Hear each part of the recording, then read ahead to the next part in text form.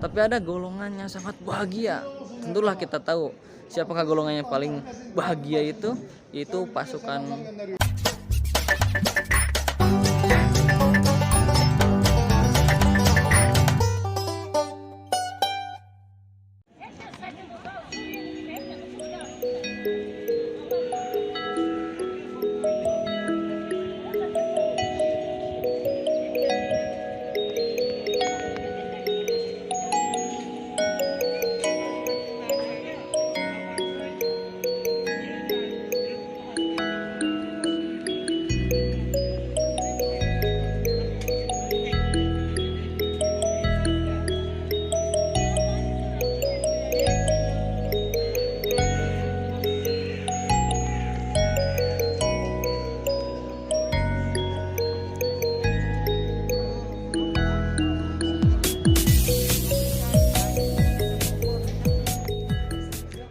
ini merupakan bangunan makam Sultan Muhammad Al-Fatih ya. Ini tepat berada di arah kiblatnya Masjid Sultan Al-Fatih. Sini ada satu bangunan yang saya kurang tahu juga. Sebelah sini kita bisa perhatikan di sini banyak kuburan-kuburan tapi ditutup, nggak tahu kenapa ya. Dulu nggak ditutup sih. Oke guys, bisa kita perhatikan tepat di belakang saya ini merupakan makam Sultan Muhammad Al-Fatih ya. Ini posisinya itu tepat banget di depan masjid beliau, dan di sebelah sini kita perhatikan ada tangga yang mana dulu tempat masuknya para sultan ya. Sekarang udah gak dialih fungsikan lagi. Jadi Muhammad Sultan Al-Fatih ini meninggal pada 4 Rabiul Awal ya, tahun 887, bertepatan pada bulan Mei tahun 1481.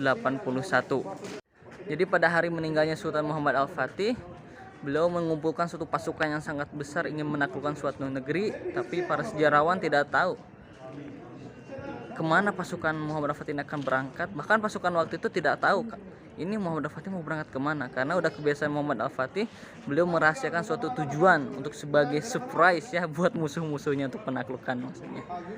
Nah waktu itu pasukan dikumpulkan di Uskudar. Di Uskudar ini bagian perbatasan antara benua Eropa dengan benua Asia. Nah ketika itu Muhammad Al-Fatih ini dalam keadaan sakit, panas menyerangnya.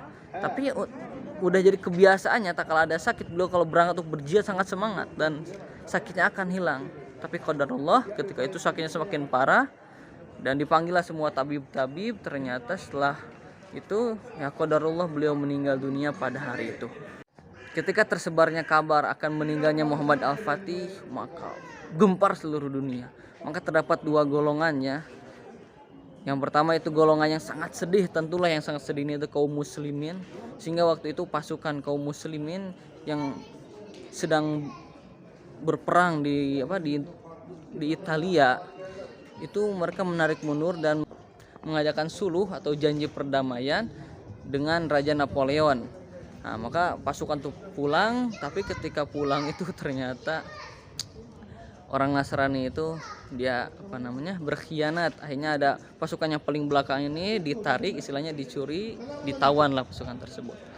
Nah itu golongan yang sedih seperti itu, sehingga pasukan pun ditarik mundur. Tapi ada golongan yang sangat bahagia. Tentulah kita tahu siapakah golongan yang paling bahagia itu, yaitu pasukan musuh-musuhnya Islam, termasuk orang-orang Nasrani, orang-orang Romawi, dan negara-negara Eropa, negara Barat seperti itu.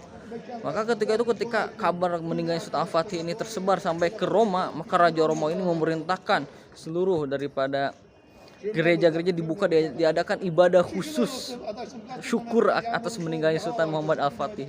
Allahu Akbar. Sungguh-sungguh. Setelah itu langsung dibikinlah acara selama 3 hari berturut-turut, acara pesta akan kematian Muhammad Al-Fatih. Allahu Akbar. Na'udzubillahi min dzalik. Lanatullah 'alal zalimin ya. Bagaimana kita juga nih, kita mengambil menarik bagaimana kita menghadirkan spirit Muhammad Al-Fatih, supaya bagaimana agama ini bisa tersebar ke seluruh alam dengan futuh di seluruh dunia, sehingga orang-orang ini bisa tunduk akan Islam dan masuk ke dalam agama Islam, masuk surga berbondong-bondong. Amin ya Allah ya rabbal alamin.